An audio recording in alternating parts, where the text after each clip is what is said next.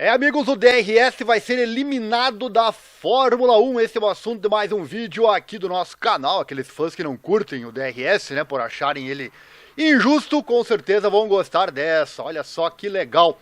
Roda a vinheta que eu já volto com a informação.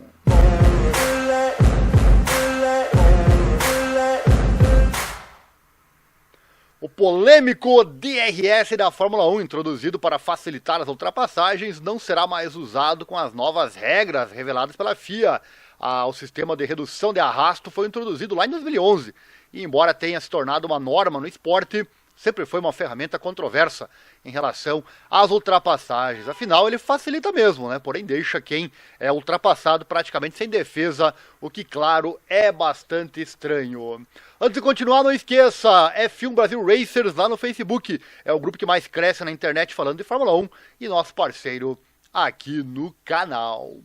Para 2026, o DRS, então, será substituído por uma nova sigla quando se trata de ultrapassagem, a MOM, ou Modo de Sobreposição Manual. O DRS permanecerá no carro, no entanto, seu propósito será muito diferente. Em vez disso, os pilotos terão à sua disposição um impulso extra de energia para superar seus rivais. Então, a facilitação da ultrapassagem virá com aumento de energia em vez de diminuição de resistência, porém, não será da mesma forma que o atual DRS. Em paralelo, a FIA também introduziu a aerodinâmica ativa, o que provavelmente fará os departamentos técnicos de cada equipe salivarem quando se trata de explorar melhor as novas regras. A ideia da federação é de que seu uso seja bem diferente do que a asa móvel atual, que só é acionada em retas específicas e quando o piloto está próximo de outros carros, tendo como principal objetivo as ultrapassagens. Com as mudanças, em um acréscimo de potência, a aerodinâmica deve ter utilidade mais ampla. Explicando inicialmente por que o aeroativo foi introduzido e como a nova função do DRS funcionará, o diretor técnico de monopostos da FIA, o Jean Monchaux, disse o seguinte, abre aspas, principalmente porque precisamos ter um conceito de carro que se adapte à unidade de potência. Se você é limitado em termos de energia em linha reta, normalmente você não quer ter arrasto, que está apenas desacelerando você, ou peso extra, que também está retardando você. Então a decisão foi tomada para o que chamamos de carro ágil, um carro um pouco menor, com menos downforce, mas com um grande foco em menos arrasto. O DRS na asa traseira não será mais usado para facilitar ultrapassagens. Ele será usado por padrão em todas as retas de todos os carros para simplesmente soltar seu nível de arrasto na reta, porque isso traz alguns benefícios fortes para o consumo de energia, mas também tem maior velocidade máxima e permite que você recupere mais quando estiver freando no final da reta. Como o efeito da abertura da asa traseira em linha reta é muito grande, a aba da asa dianteira também será ativada simultaneamente para reequilibrar o carro nas retas. Fecha aspas, explicou então o Jean Monchaux. E a potência extra será fundamental, olha só.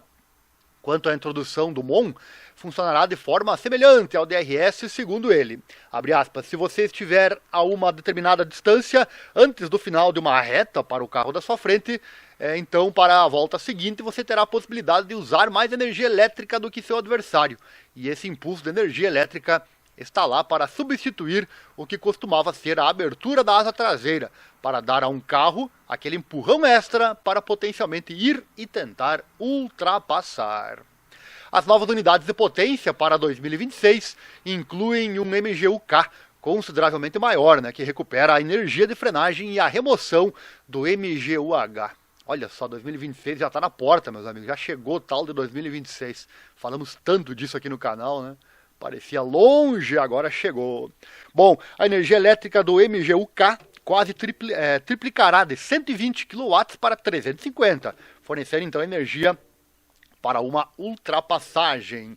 Monchaux disse, abre aspas, as ultrapassagens continuam sendo um parâmetro muito importante para a Fórmula 1. Vai ser abordado de duas formas. A primeira delas é continuar a ter um conceito aerodinâmico para o carro que reduza as perdas geradas pelo carro da frente e que estão impactando negativamente o carro seguinte.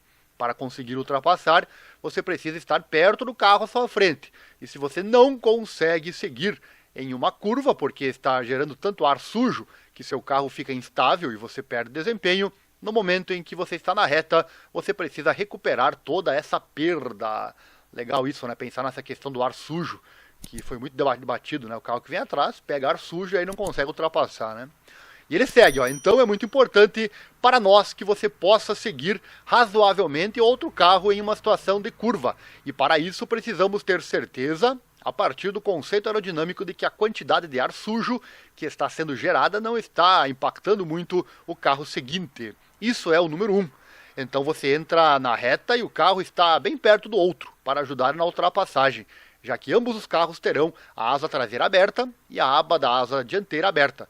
Vamos permitir que o carro atrás use mais energia elétrica por uma determinada parte do tempo durante essa volta. No entanto, a lógica será a mesma. Estou perto o suficiente do outro carro, recebo uma quantidade extra de energia para aquela volta, que posso implantar de maneira ou da maneira que quiser. A quantidade extra de energia é definida e isso dará esse impulso de energia para eventualmente dar ao carro seguinte a chance de ultrapassar até o final da reta, fecha aspas, conclui ele. Legal, né? Tomara que funcione bem.